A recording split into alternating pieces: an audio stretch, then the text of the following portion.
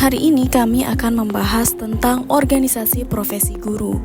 Menurut Peraturan Pemerintah Nomor 19 Tahun 2017 tentang guru mengatakan bahwa organisasi profesi guru adalah perkumpulan yang berbadan hukum yang didirikan dan diurus oleh guru untuk mengembangkan profesionalitas guru. Definisi ini menunjukkan bahwa organisasi profesi guru didirikan oleh, dari, dan untuk guru itu sendiri. Organisasi profesi keguruan berasal dari 3 kata, yaitu organisasi, profesi, dan keguruan. Organisasi sering didefinisikan sebagai sekelompok manusia yang bekerja sama dalam rangka mencapai tujuan bersama. Nah, organisasi ini dibagi menjadi 2 bagian, yaitu organisasi formal dan non-formal. Organisasi formal adalah kumpulan dari 2 orang atau lebih yang mengikatkan diri dengan suatu tujuan bersama secara sadar dengan hubungan kerja yang rasional. Contohnya, perseroan terbatas, sekolah, negara, dan lain sebagainya.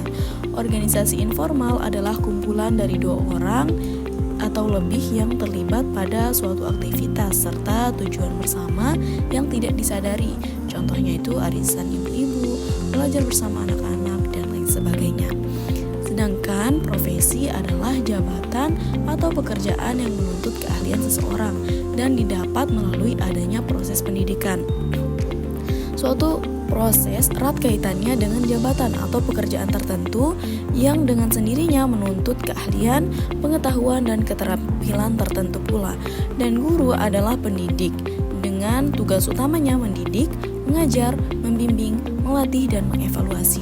Jabatan guru itu biasanya dikenal sebagai pekerjaan profesional. Artinya jabatan ini memerlukan suatu keahlian khusus.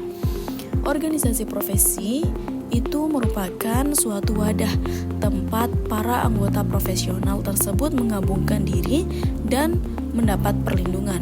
Jadi dapat disimpulkan bahwa organisasi profesi guru adalah suatu wadah perkumpulan orang-orang yang memiliki suatu keahlian khusus dalam mendidik. Kemudian yang kedua adalah sejarah singkat organisasi profesi keguruan di Indonesia. Di Indonesia, istilah organisasi sebagai suatu wadah profesi sering digunakan seperti ikatan, persatuan, serikat. Hal ini dapat kita lihat dari berbagai penggabungan dan sebagainya. Dalam bidang pendidikan, kita mengenal seperti Persatuan Guru Republik Indonesia atau PGRI, Ikatan Sarjana Pendidikan Indonesia atau ISPI, Ikatan Sarjana Administrasi Pendidikan atau ISAPI, Kelompok Kerja Guru atau KKG. Organisasi profesi keguruan di Indonesia yang pertama kali dibentuk adalah Persatuan Guru Republik Indonesia atau PGRI yang dibentuk pada tanggal 25 November 1945 dalam Kongres Guru Indonesia di Surakarta. Dengan semangat pekik merdeka yang bertalu-talu di tengah bau mesin pemboman oleh tentara Inggris atas studio RRI Surakarta, mereka serentak bersatu untuk mengisi kemerdekaan dengan 3 tujuan. Pertama, mempertahankan dan menyempurnakan Republik Indonesia. Kedua, mempertinggi tingkat pendidikan dan pengajaran sesuai dengan dasar-dasar kerakyatan. Ketiga, membela hak dan nasib buruh umumnya. Sejak Kongres Guru Indonesia itu, semua guru Indonesia menyatakan dirinya bersatu di dalam wadah Persatuan Guru Republik Indonesia atau PGRI. Sebagai penghormatan kepada guru, pemerintah Republik Indonesia dengan keputusan Presiden nomor 78 tahun 1994 menetapkan hari lahir PGRI tanggal 25 November sebagai Hari Guru Nasional dan diperingati setiap tahun. Saat ini PGRI sebagai organisasi profesional keguruan memiliki peranan dan tanggung jawab menjaga, memelihara, dan mengembangkan profesi keguruan.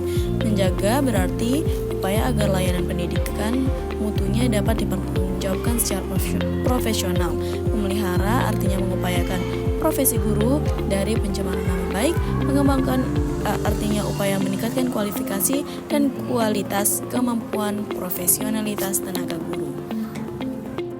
Materi selanjutnya yaitu tentang struktur dan kedudukan organisasi profesi keguruan. Berdasarkan struktur dan kedudukannya, Organisasi profesi keguruan terbagi atas 3 kelompok, yaitu pertama, organisasi profesi kependidikan yang bersifat lokal, kedaerahan, dan kewilayahan. Misalnya, Sarawak Teachers Union di Malaysia. 2. Organisasi profesi kependidikan yang bersifat nasional, seperti Persatuan Guru Republik Indonesia (PGRI). 3. Organisasi profesi kependidikan yang bersifat internasional seperti UNESCO, United Nations Educational, Scientific and Culture Organization. Sedangkan bentuk organisasi profesi keguruan begitu bervariasi dipandang dari segi derajat keeratan dan keterkaitan antar anggotanya. Ada 4 bentuk organisasi profesi keguruan, yaitu pertama, berbentuk persatuan union, misalnya Persatuan Guru Republik Indonesia (PGRI), Australian Education Union, Singapore Teachers Unions, Sabah Teachers Unions. 2. Berbentuk federasi federation, misalnya All India Primary Teacher Federation dan Bangladesh Teacher Federation. 3. Berbentuk aliansi alliance, antara lain di Filipina, seperti National Alliance of Teachers and Office Workers. 4. Berbentuk asosiasi association, misalnya All Pakistan Government School Teacher Association dan Brunei Malay Teacher Association. Sedangkan ditinjau dari kategori keanggotaannya, corak organisasi profesi ini dapat dibedakan berdasarkan 1. Jenjang pendidikan di mana mereka bertugas, SD, SMP, dan lain-lain. 2. Status penyelenggara kelembagaan pendidikannya, negeri dan swasta. 3. Bidang studi keahliannya, bahasa, kesenian, matematika, dan lain-lain. 4. Gender, pria dan wanita. 5. Berdasarkan latar belakang etnis, Cina, Tamil, dan lain-lain, seperti China Education Society di Malaysia. Materi selanjutnya yaitu tentang tujuan organisasi profesi keguruan. Salah satu tujuan PGRI adalah mempertinggi kesadaran, sikap, mutu, dan kegiatan profesi guru serta meningkatkan kesejahteraan mereka.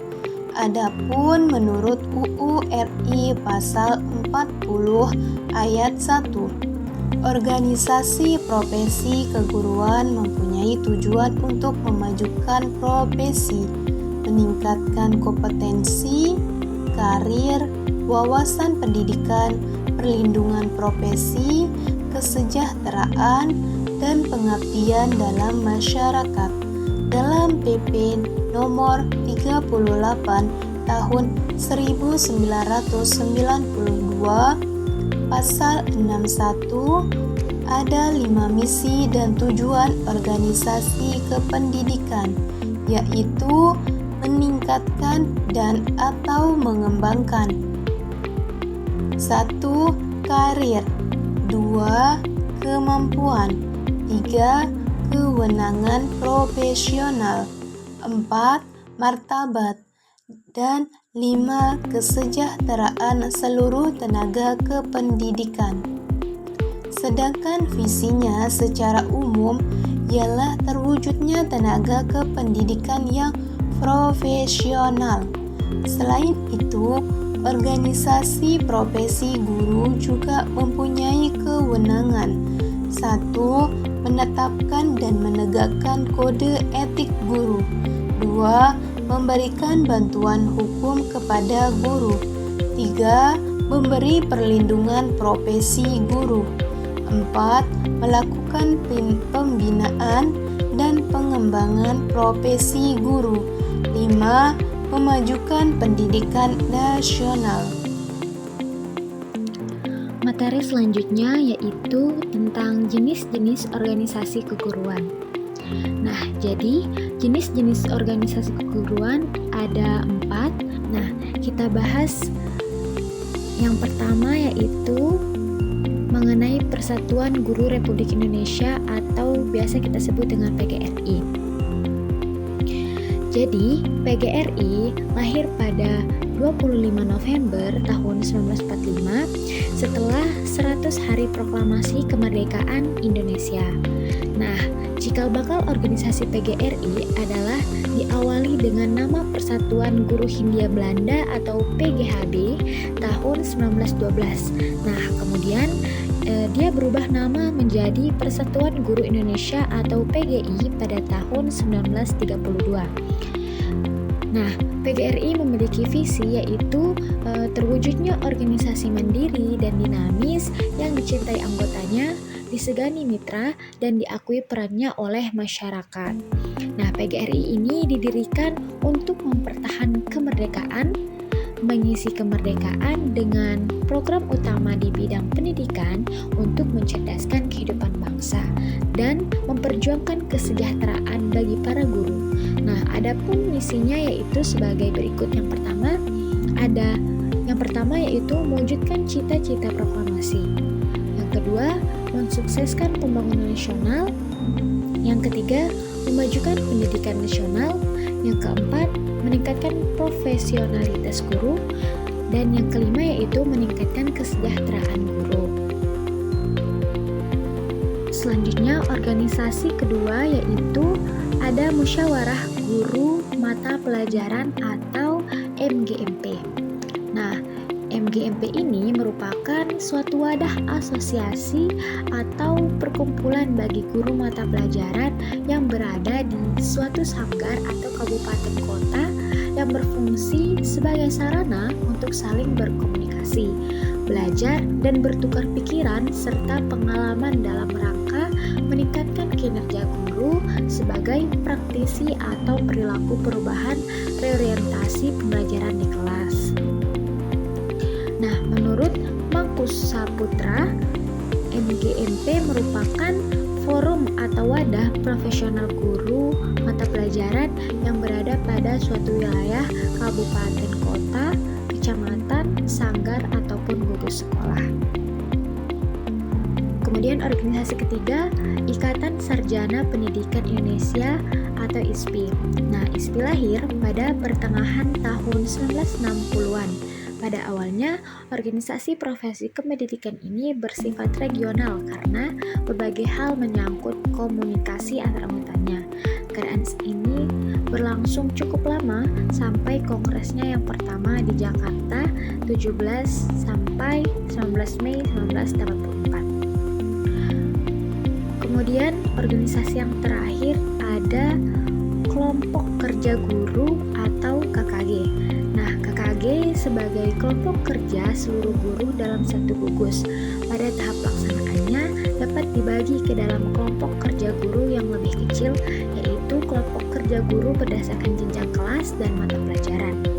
Melalui KKG dapat dikembangkan beberapa kemampuan dan keterampilan mengajar seperti yang diungkapkan Tourney, bahwa keterampilan mengajar guru sangat memengaruhi terhadap kualitas pembelajaran, diantaranya keterampilan bertanya, memberi penguatan, mengadakan variasi, menjelaskan, membuka dan menutup pelajaran, serta memimpin diskusi kelompok kecil dan perorangan. Selanjutnya, kita lanjut kepada fungsi organisasi profesi keguruan. Nah, yang pertama ada fungsi pemersatu. Nah, yaitu sebagai dorongan yang menggerakkan para profesional untuk membentuk suatu organisasi keprofesian. Yang kedua yaitu fungsi peningkatan kemampuan profesional. Fungsi kedua dari organisasi kependidikan adalah meningkatkan kemampuan profesional pengemban profesi kependidikan ini. Nah, fungsi ini secara jelas tertuang dalam Peraturan Pemerintah Nomor 38 Tahun 1992 Pasal 61 yang berbunyi, tenaga pendidikan dapat membentuk ikatan profesi sebagai wadah untuk meningkatkan dan mengembangkan karir, kemampuan, kewenangan profesional, martabat, dan kesejahteraan tenaga kependidikan. Bahkan dalam Undang-Undang Sistem Pendidikan Nasional tahun 1989 Pasal 31 ayat 4 dinyatakan bahwa tenaga kependidikan berkewajiban untuk berusaha mengembangkan kemampuan profesionalnya sesuai dengan perkembangan tuntutan ilmu pengetahuan dan teknologi serta pembangunan bangsa. Nah, kemampuan yang dimaksud adalah apa yang disebut dengan istilah kompetensi. Kompetensi merupakan kecakapan atau kemampuan mengerjakan kependidikan. Peningkatan kemampuan profesional juga terkait dengan kurikulum 1994 dapat dilakukan melalui dua program, yaitu program terstruktur dan program tidak terstruktur. Nah, apa sih program terstruktur itu? Jadi, program terstruktur adalah program yang dibuat dan dilaksanakan sedemikian rupa, mempunyai bahan dan produk kegiatan belajar yang dapat diakreditasikan secara akademik dalam jumlah SKS tertentu. Kemudian, program tidak terstruktur itu merupakan program pembinaan dan pengembangan tenaga kependidikan yang dibuka berdasarkan kebutuhan tertentu sesuai dengan tuntutan waktu dan lingkungan yang ada. Terlingkup dalam program tidak terstruktur ini adalah penataran tingkat nasional dan wilayah, supervisi yang dilaksanakan oleh pejabat terkait, pembinaan dan pengembangan sejawat, serta pembinaan dan pengembangan individual.